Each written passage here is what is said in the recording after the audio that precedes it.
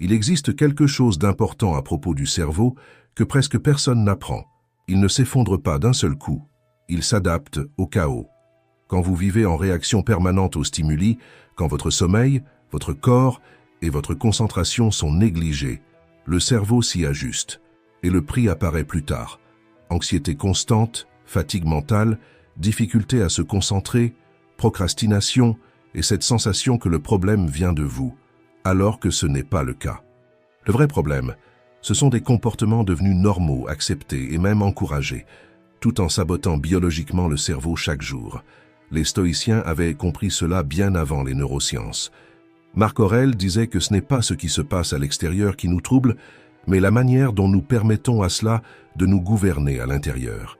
Et c'est exactement là que le stoïcisme entre en jeu. Il n'enseigne pas à supporter davantage. Il enseigne à arrêter de s'user inutilement.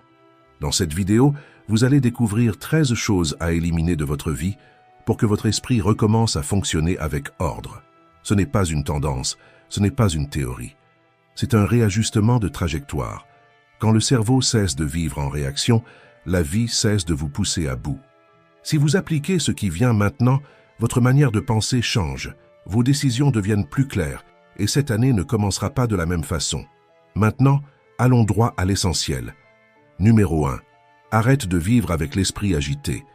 Si ton esprit n'est jamais en silence, ce n'est pas parce que ta vie est intense. C'est parce que tu as désappris à rester avec une seule pensée jusqu'au bout. Une vidéo qui tourne en arrière-plan. Un podcast pendant que tu fais autre chose. De la musique pour remplir le moindre espace vide. Une notification toutes les quelques minutes.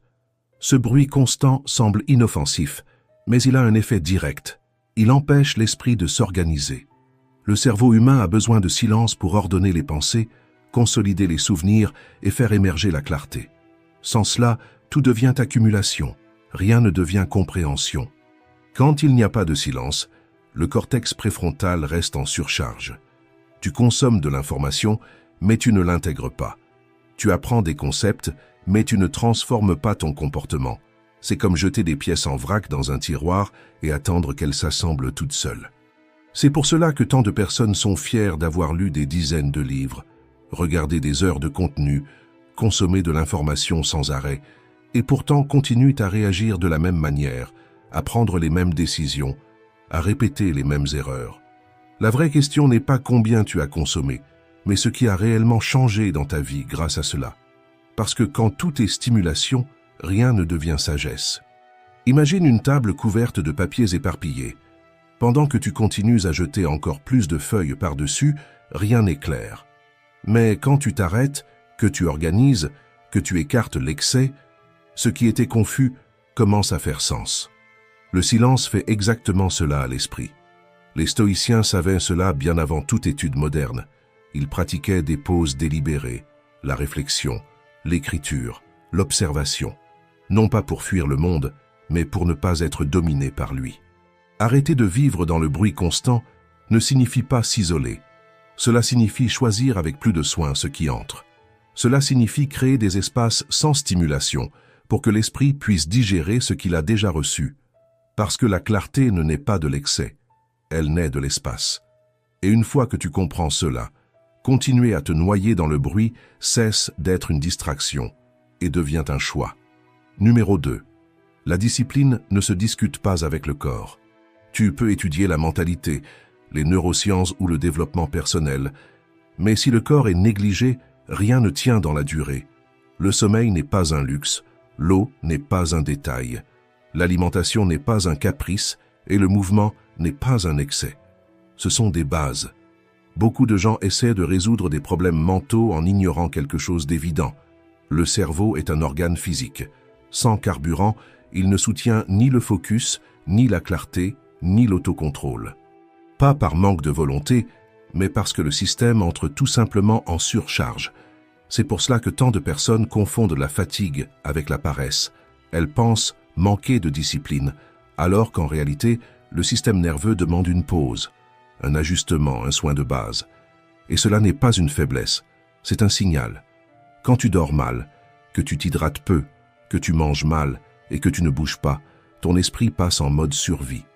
Dans cet état, les décisions deviennent moins bonnes, les émotions plus instables, et chaque problème paraît plus grand qu'il ne l'est réellement. Les stoïciens comprenaient cela de manière très concrète. Pour eux, l'autocontrôle commençait par le corps. Il n'existe pas d'esprit solide dans un corps négligé. Il n'existe pas de clarté durable quand les bases sont en déséquilibre. Pense de façon simple. Vouloir vivre avec lucidité en ignorant le corps, c'est comme exiger une performance maximale d'une lampe avec une énergie faible. Elle ne s'éteint pas, mais elle vacille, et cette oscillation est ce que beaucoup appellent anxiété. Quand tu arrêtes de négocier avec le corps, quelque chose change immédiatement. Ton focus s'améliore, ta patience augmente et ta réactivité diminue. Non pas parce que la vie est devenue plus facile, mais parce que tu as cessé de lutter contre ton propre système. Prendre soin du corps ne résout pas tous les problèmes, mais cela évite d'en créer inutilement. Et cela, à lui seul, est déjà une attitude profondément stoïcienne. Numéro 3. Ne gaspille pas ton énergie à essayer de changer les réactions. Il existe une différence profonde entre gouverner ses propres réponses et tenter de diriger le comportement des autres. Une grande partie de l'usure émotionnelle naît précisément de cette confusion. Tu dis quelque chose en attendant une approbation, tu agis en attendant une reconnaissance, tu prends des décisions en calculant déjà comment les autres vont réagir. Et quand la réponse ne correspond pas à ce que tu imaginais, la frustration apparaît. Le problème n'est pas la réaction des autres, c'est le pouvoir que tu lui as donné. Épictète était très clair là-dessus. Il existe des choses qui dépendent de toi, et d'autres qui ne dépendent tout simplement pas. La réaction des autres est à l'extérieur. Elle l'a toujours été. Et chaque fois que tu essaies de la contrôler, ton esprit entre dans une tension permanente, comme quelqu'un qui retient une porte que le vent pousse sans cesse. Pense à une situation simple. Tu envoies un message important et tu commences à vérifier ton téléphone toutes les minutes. Le contenu n'est plus entre tes mains, mais ton esprit reste là, prisonnier, à tenter de prévoir les réponses, interpréter les silences, inventer des scénarios. Rien ne change à l'extérieur, seul ton état intérieur s'use. Le stoïcisme ne te demande pas d'ignorer les gens. Il te demande d'arrêter de négocier ta paix avec quelque chose qui ne sera jamais stable. Tu contrôles ce que tu dis, la manière dont tu agis, l'intention avec laquelle tu te positionnes. Le reste n'est pas de ta responsabilité. Quand tu lâches cette tentative de contrôle, quelque chose change. Tu parles avec plus de clarté, tu agis avec plus de fermeté et tu acceptes le résultat sans te perdre émotionnellement. Arrêter d'essayer de contrôler la réaction des autres ne te rend pas froid. Cela te rend libre. Et cette liberté est le premier pas pour vivre le stoïcisme pour de vrai. Numéro 4. Arrête de te battre contre ta propre tête. Beaucoup de gens pensent que le stoïcisme consiste à apprendre à ne pas penser. Mais ce n'est pas ça. C'est apprendre à ne pas être gouverné par ce qui apparaît dans ta tête. Une fois que tu comprends cela, ta relation avec l'anxiété change profondément. Parce qu'un point essentiel devient clair. Le cerveau ne crée pas des pensées pour te saboter en permanence. Très souvent, il crée des pensées pour te protéger. Il essaie d'anticiper le danger, d'éviter la douleur, d'empêcher le rejet, de te maintenir dans ce qui est familier. Le vrai problème n'est pas que la pensée apparaisse. Fais bien attention à cela, parce que c'est important. Le problème commence quand tu commences à croire que chaque pensée est une vérité absolue. Les pensées sont des événements mentaux. Elles apparaissent et disparaissent. Mais quand tu luttes contre elles, tu leur donnes de la force. C'est comme l'éléphant rose. Plus tu essaies de ne pas y penser, plus tu y penses. Plus tu te bats, plus tu nourris. L'esprit interprète la lutte comme un signal de menace et maintient le sujet en vie, comme s'il disait « Si tu te bats autant, c'est que ça doit être dangereux ». La posture stoïcienne est différente. Au lieu d'entrer sur le ring, tu observes. Au lieu de te confondre avec ce que tu penses, tu crées de la distance. Et voici une pratique simple, directe et puissante. Nomme la pensée. Fais 2 pas en arrière intérieurement et regarde avec clarté. C'est une pensée de peur. C'est une pensée de contrôle. C'est une pensée de comparaison. C'est une pensée de catastrophe. Parce que quand tu observes de loin, tu ne te laisses pas fusionner. Tu cesses de croire que tu es ce que tu penses. Tu comprends que tu es celui qui perçoit. Et cette différence change tout. Tu n'as pas besoin de vaincre tes pensées. Tu as besoin d'arrêter de leur obéir automatiquement. Et quand tu fais cela, l'esprit devient plus clair, le corps se détend, et l'anxiété perd ce dont elle a le plus besoin pour grandir, ton attention désespérée. Numéro 5. La productivité, ce n'est pas le multitâche. Marc Aurèle a écrit dans ses Pensées pour moi-même: « Concentre-toi à chaque instant, comme un Romain, pour faire ce qui est devant toi avec une rigueur précise et sincère, avec douceur, avec volonté, avec justice, et libère-toi de toutes les autres distractions. » Cette phrase résume un principe central du stoïcisme: être entier dans ce que tu fais. Faire beaucoup de choses en même temps ne signifie pas bien faire, cela signifie diviser l'attention jusqu'à ce qu'elle perde sa force. Le cerveau humain ne se concentre pas profondément sur deux choses à la fois. Ce qu'il fait, c'est changer rapidement de focalisation. Et chaque changement a un coût invisible, l'énergie mentale. C'est pour cela que tant de gens terminent la journée épuisés, même les jours où, objectivement, ils n'ont presque rien accompli d'important. L'esprit passe la journée entière à sauter de tâche en tâche, d'onglet en onglet, de stimulus en stimulus, comme quelqu'un qui essaie de tenir plusieurs balles en même temps. Au début, cela ressemble à du contrôle, mais ensuite, cela devient de la fatigue chronique. Le stoïcisme n'a jamais enseigné la dispersion, il a toujours valorisé la présence. Être entièrement là où l'on est. Faire une chose à la fois avec intention, clarté et fermeté. Marc Aurèle écrivait qu'il fallait agir comme si chaque tâche était suffisante en elle-même, et non comme quelque chose à expédier à la hâte pour passer rapidement à la suivante. Le multitâche n'est pas de la productivité, c'est un manque de direction. Il y a ici un basculement pratique. Arrêtez de traiter tout comme urgent en même temps et commencez à organiser l'attention par intention. Au lieu de répondre, créer, décider et réagir de manière mélangée, tu découpes la journée en moments clairs, chacun avec un objectif précis. Un moment pour créer, un autre pour exécuter, un autre pour décider. Quand tu es dans une tâche, tu y es entièrement.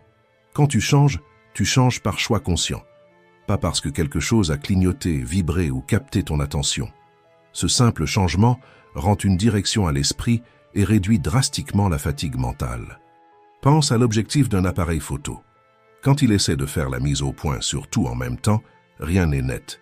Mais quand tu ajustes la mise au point sur un seul point, l'image devient immédiatement claire.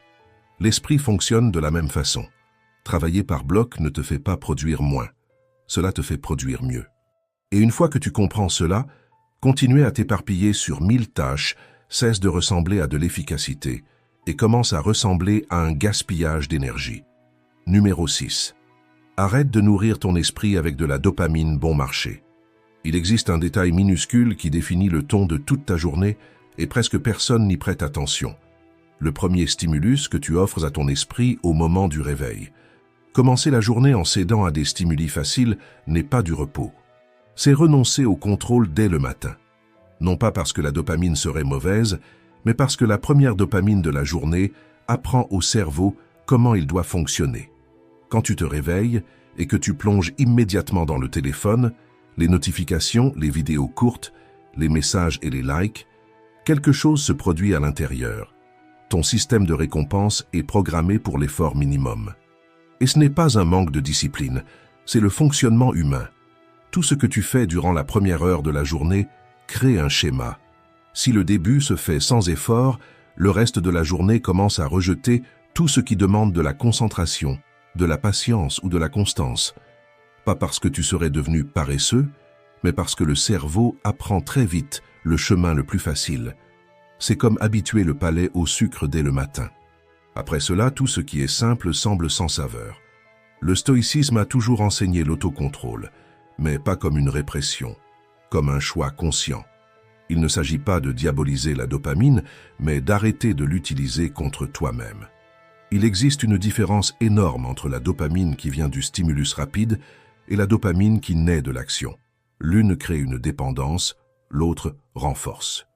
La dopamine du mouvement, de l'hydratation, de l'organisation de l'environnement, du fait d'accomplir une petite tâche difficile dès le matin, construit une solidité intérieure. La dopamine des likes et des distractions, elle, construit une dépendance. C'est pourquoi si tu peux choisir comment commencer la journée de demain, fais ce test simple. Avant d'offrir ton attention au monde, offre-la à toi-même. Bouge ton corps, bois de l'eau, range l'espace autour de toi. Fais quelque chose qui exige de la présence. Pas parce que cela va changer ta vie en une journée, mais parce que cela apprend à ton esprit qui est aux commandes.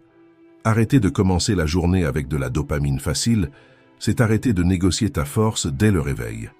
Et celui qui apprend à bien commencer traverse le reste de la journée avec beaucoup plus de clarté et de résistance. Numéro 7. Tu n'as pas besoin de continuer à vivre ce qui est déjà passé. Il existe une différence énorme entre apprendre du passé et y habiter. Beaucoup de gens appellent réflexion ce qui, en réalité, est une répétition émotionnelle. Le passé est déjà terminé, mais l'esprit insiste pour le ramener, scène après scène, émotion après émotion. Et le problème n'est pas de se souvenir, le problème est de revivre. Il y a quelque chose d'important ici. Le cerveau distingue mal un danger réel d'un danger imaginé. Quand tu revis une situation ancienne, une perte, une humiliation, une erreur, le corps réagit comme si cela se produisait maintenant. Le cœur s'accélère, la tension revient, le poids réapparaît. Tu n'es pas en train de te souvenir, tu te replaces à l'intérieur de la scène. Et cela te maintient prisonnier de quelque chose qui ne peut plus être changé. C'est comme essayer d'avancer dans la vie en regardant uniquement dans le rétroviseur. Tu reconnais le chemin, mais tu ne vois pas où tu vas. Les stoïciens comprenaient cela avec clarté. Souffrir 2 fois pour le même fait n'est pas de la profondeur émotionnelle. C'est un gaspillage d'énergie. Le passé sert à enseigner, pas à gouverner. C'est pour cela qu'il est essentiel d'être attentif à ces visites mentales récurrentes. Cette pensée qui revient toujours de la même manière, avec la même charge émotionnelle, comme si elle avait besoin d'être revécue pour continuer d'exister. Cultiver cela ne te protège pas. Cela te maintient attaché. Et c'est ici qu'intervient un tournant pratique, simple et efficace. Il ne s'agit pas d'essayer de ne pas penser. Cela ne fait que renforcer la pensée. Il s'agit de rediriger. Quand tu te rends compte que tu es en train de revivre le passé, interromps. Ne combats pas l'image, change le point focal. Amène l'esprit vers quelque chose de concret. Un projet que tu es en train de construire, un engagement réel, quelque chose que tu vas vivre dans les prochains jours. Place une image vivante à la place de l'ancienne. C'est comme remplacer une musique qui te fait chuter par une autre qui te maintient debout. La première peut essayer de revenir, mais c'est toi qui décides de ce qui reste au premier plan. C'est observer la pensée de l'extérieur sans te confondre avec elle. C'est choisir consciemment de ne pas nourrir ce qui t'affaiblit. Arrêter de revivre le passé, ce n'est pas nier ce qui s'est passé, c'est décider qu'il ne commande plus ta vie. Et quand tu fais cela, quelque chose change. Le corps se détend, l'esprit ralentit, et le présent redevient un lieu habitable. Numéro 8. Arrête de vivre en tension permanente. Sénèque a écrit dans ses lettres « Il y a plus de choses capables de nous effrayer que de nous vaincre. Nous souffrons davantage dans notre imagination que dans la réalité. » Beaucoup de personnes confondent le fait d'être constamment sur le qui-vive avec le fait d'être prudent, mûr, responsable. Mais en réalité, ce n'est pas de la préparation, c'est de la survie. C'est vivre comme si quelque chose allait mal tourner à chaque instant. Plus l'esprit reste longtemps dans cet état, plus il entretient un stress chronique qui ne résout aucun problème. Il vole seulement la clarté, l'énergie et l'avenir. Le corps se crispe, la respiration se raccourcit, l'attention se rétrécit. Tout devient une menace. C'est à ce moment-là que les problèmes commencent à grandir à l'intérieur. De petites difficultés sont perçues comme des monstres. Des situations normales semblent être des risques énormes. L'esprit se met en défense constante et, quand cela arrive, la part rationnelle quitte la scène. Tu réagis, tu ne choisis pas. Tu te protèges, mais tu n'avances pas. Le stoïcisme n'a jamais enseigné la vigilance permanente. Il a enseigné une présence lucide, et il existe une énorme différence entre être attentif et être en alerte. L'attention organise, l'alerte épuise. Pense à une lampe allumée toute la journée, peu importe que la pièce soit sombre ou lumineuse. Elle continue à brûler de l'énergie et au bout d'un moment, elle n'éclaire plus rien. L'esprit en alerte constante fonctionne de la même façon. C'est pourquoi apprendre à s'arrêter est essentiel. Quand tu remarques que ton esprit te fait plus souffrir dans l'imagination que dans la réalité, arrête-toi pendant 2 minutes, respire profondément et réorganise ton focus. Pas pour fuir le travail ou la responsabilité, mais pour recommencer à agir avec clarté et ne plus laisser la peur te gouverner. Tu ne règles pas ta vie en restant tendu. Tu la règles quand tu apprends à sortir du mode survie et à revenir au mode décision. Et cela après avoir connu le stoïcisme, ce n'est plus une option, c'est ton entraînement quotidien. Numéro 9. Arrête d'être d'accord avec tout. Chaque oui donné sans intention crée un coût invisible. Il ne se voit pas sur le moment, mais il pèse plus tard.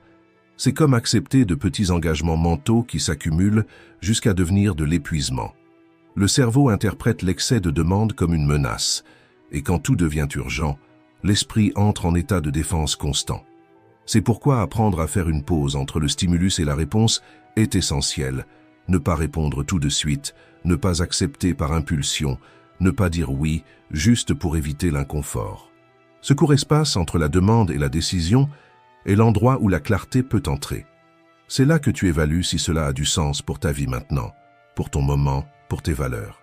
Sans cette pause, le oui devient automatique. Et ce que nous faisons en mode automatique n'est presque jamais conscient. Pense à quelque chose de simple. Quelqu'un demande de l'aide, un service, du temps, de l'attention. Tu dis oui immédiatement. Mais à l'intérieur, tu ressens déjà du poids, de l'irritation ou de la culpabilité. Le problème n'était pas la demande, c'était l'absence d'un vrai choix. Dire non, bien souvent, ce n'est pas un rejet. C'est une direction, c'est préserver de l'énergie pour ce qui compte vraiment. Le stoïcisme enseigne que la liberté n'est pas de faire tout ce que l'on te demande, mais de choisir consciemment où tu places ta force. Quand tu arrêtes de dire oui automatiquement, ton esprit s'organise. Ton agenda respire et tes décisions cessent d'être de simples réactions. Arrêter de dire oui par habitude ne te rend pas égoïste, cela te rend entier. Numéro 10. Une exigence sans limite n'est pas de la force, c'est de l'usure. Beaucoup de personnes se mettent la pression comme si elles ne pouvaient jamais s'arrêter, se tromper ou ralentir. Comme si se reposer était un échec et avoir des limites une faiblesse. Elles se réveillent déjà sous pression, traversent la journée en se rabaissant, en se battant intérieurement pour prouver leur valeur en permanence. Ce n'est pas de la discipline, c'est de la peur qui porte le nom de responsabilité. L'auto-exigence excessive ne produit pas l'excellence. Elle active la peur et la peur n'améliore personne. Elle rétrécit la vision, bloque l'apprentissage et te fait répéter les mêmes erreurs, avec plus de tension et moins de lucidité. C'est pour cela que plus quelqu'un se met la pression sans pause, plus il se fatigue et moins il avance. Non par manque de capacité, mais parce qu'il essaie de courir un marathon sans respirer. La force sans récupération devient de l'usure. L'effort sans pause devient de la stagnation. Les stoïciens comprenaient cela avec clarté. La discipline n'a jamais été de se violenter intérieurement, mais d'agir intelligemment avec ses propres limites. Marc Aurèle parlait de fermeté sans brutalité, parce qu'un esprit épuisé ne soutient pas la vertu, seulement l'irritation et l'impulsivité. Si tu es quelqu'un qui se met une pression excessive, la correction n'est pas de trop se relâcher, c'est d'alterner l'effort et la récupération. Travailler quand c'est le moment de travailler, se reposer quand c'est le moment de se reposer.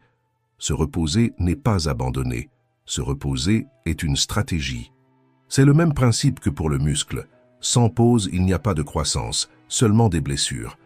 L'esprit suit la même logique. Quand tu respectes les cycles, tu reviens plus lucide, plus attentif et plus efficace. Arrêter de te traiter comme une machine ne te rend pas faible. Cela te rend durable. Et quand tu comprends que tu es humain et non un système de production, tu réalises que la constance vaut plus que n'importe quelle performance ponctuelle. Numéro 11. Arrête d'ignorer tes émotions. Il existe une idée fausse selon laquelle être stoïcien, ce serait tout avaler, se taire et continuer comme si rien ne se passait. Mais le stoïcisme n'a jamais enseigné la répression. Il enseigne la conscience. Une émotion qui n'est pas reconnue, pas exprimée et pas élaborée ne disparaît pas, elle change de place. Le corps parle, et il parle encore plus quand l'esprit refuse d'écouter. Tension constante, irritation sans raison claire, fatigue qui ne passe pas, réaction disproportionnée à de petites choses. Bien souvent, ce n'est pas le problème en soi, c'est l'accumulation de ce qui a été ignoré. Ignorer ce que l'on ressent, c'est comme pousser la poussière sous le tapis. L'espace semble propre pendant un temps, mais l'odeur commence à apparaître. Et plus le temps passe, plus il devient difficile de gérer cela. Ressentir n'est pas perdre le contrôle. Perdre le contrôle, c'est faire semblant de ne rien ressentir. Le stoïcisme invite à observer l'émotion sans jugement, à comprendre ce qu'elle signale et à décider quoi en faire avec lucidité. Parfois, cela signifie reconnaître sa propre frustration. Parfois, exprimer une limite. Parfois, admettre que quelque chose dérange avant que cela ne devienne du ressentiment. Quand tu n'exprimes pas, tu accumules. Quand tu accumules, le corps présente la facture. Arrêter d'ignorer ses émotions ne signifie pas réagir de manière impulsive. Cela signifie nommer ce qui se passe à l'intérieur, pour que cela n'ait pas besoin de crier plus tard. Le stoïcien n'est pas quelqu'un qui ne ressent rien. C'est quelqu'un qui ressent, comprend et choisit comment agir. Et ce choix conscient est ce qui empêche que de petits inconforts se transforment en grands problèmes. Numéro 12. Arrête de dépendre de la motivation. Tous les fous ont quelque chose en commun. Tous les perdants aussi. Sénèque disait qu'ils passent leur vie entière à se préparer à commencer. Et c'est pour cela que chercher la motivation comme point de départ n'a aucun sens. La motivation ne lance rien, elle apparaît après. Beaucoup de personnes se figent en attendant d'avoir envie, de l'élan, de l'inspiration. Elles croient que lorsque la motivation arrivera, alors elles agiront. Mais le fonctionnement réel de l'esprit est exactement l'inverse. Le cerveau se motive quand il perçoit du progrès. Ce n'est pas la volonté qui crée le mouvement, c'est le mouvement qui crée la force. Le cerveau réagit à des signaux clairs. Quand tu agis, même à petite échelle, il enregistre une avancée. Et l'avancée génère la motivation. C'est pour cela qu'attendre la motivation avant d'agir revient à attendre que le moteur chauffe avant de tourner la clé. Le stoïcisme ne nous apprend pas à dépendre d'états émotionnels instables. Il nous apprend à agir à partir d'un engagement, une action simple, possible, répétable, quelque chose qui s'intègre à ta routine, sans héroïsme. Quand tu te concentres sur la constance, quelque chose commence à se réorganiser. La répétition crée un schéma, le schéma crée une identité, et l'identité change la façon dont tu te vois. À partir de ce moment-là, le cerveau comprend. Cela fait partie de qui je suis. Et c'est seulement alors que la motivation apparaît, non comme une promesse, mais comme une conséquence. C'est ainsi pour l'alimentation, l'exercice, le travail, les études, le changement de vie. Celui qui agit en attendant d'avoir envie s'épuise, mais celui qui agit par décision construit. Alors, arrête de chercher la motivation. Cherche un pas petit, clair et possible. Fais-le aujourd'hui. Répète demain. La motivation vient après, et quand elle vient, elle soutient. Numéro 13. Le vrai changement se produit sans bruit. As-tu déjà remarqué comme beaucoup de personnes n'acceptent de changer que lorsque tout s'effondre? Comme si évoluer exigeait une crise, une douleur extrême ou une rupture qui coupe la vie en deux. C'est l'une des plus grandes illusions à propos du changement. Changer, ce n'est pas détruire qui tu es. C'est évoluer, assumer tes capacités et arrêter de laisser la peur décider de la direction de ton histoire. Le stoïcisme n'a jamais enseigné la transformation par le choc. Il a enseigné la transformation par la direction. L'esprit ne change pas par l'intensité, il change par la répétition. Ce n'est pas l'impact d'un seul jour qui transforme quelqu'un, c'est le chemin que cette personne choisit de suivre jour après jour. Le cerveau apprend à partir de signaux quotidiens, de petits actes maintenus avec constance, reprogramme peu à peu ce que tu deviens. C'est ainsi que le caractère se construit. Pas dans des moments héroïques, mais dans des choix simples, soutenus dans le temps. C'est pour cela que tant de personnes repoussent leur propre changement. Non par manque de volonté, mais parce qu'elles croient qu'il doit faire mal, être radical, tout bouleverser. Mais quand le changement est fait de la bonne manière, ça fait à peine mal. Il s'intègre à la routine, il devient viable, et justement pour cela, il dure. Les stoïciens le savaient. Épictète ne parlait pas de devenir une autre personne du jour au lendemain, il parlait de surveiller ses habitudes. Marc Aurèle ne cherchait pas de grands bouleversements, il révisait son comportement quotidien. Sénèque ne promettait pas une transformation instantanée, il défendait la correction constante. Le principe est simple, ne change pas tout, change ce que tu répètes. Pense à un gouvernail de navire. Un ajustement minime aujourd'hui semble insignifiant, mais après des semaines et des mois, la destination est complètement différente. Celui qui attend le grand tournant reste souvent au même endroit, mais celui qui modifie un geste quotidien change la trajectoire de sa propre vie. Et voici l'application pratique de cela. N'essaie pas de te reconstruire entièrement. Choisis une seule chose à arrêter de faire, un comportement automatique, une pensée récurrente, une réaction impulsive. Une seule. Et soutiens cette décision demain, et le jour suivant, et encore après. Ce n'est pas peu. C'est exactement ainsi que le changement se produit. Tu n'as pas besoin de devenir une autre personne. Tu as besoin d'arrêter de renforcer celui que tu sais déjà ne plus vouloir être. Si tu ne peux retenir qu'une seule chose de cette vidéo, retiens ceci. Fais un pacte avec toi-même. Avant de demander à la vie de changer, change ta façon de penser. Et si ces 13 idées ont résonné en toi, choisis-en une maintenant. Pas pour y penser plus tard. Choisis d'arrêter aujourd'hui. Parce que très souvent, cesser de faire une seule chose de travers transforme plus que d'essayer d'en faire plusieurs correctement en même temps. Et pour ancrer cette décision, fais un geste simple et symbolique. Écris dans les commentaires ou répète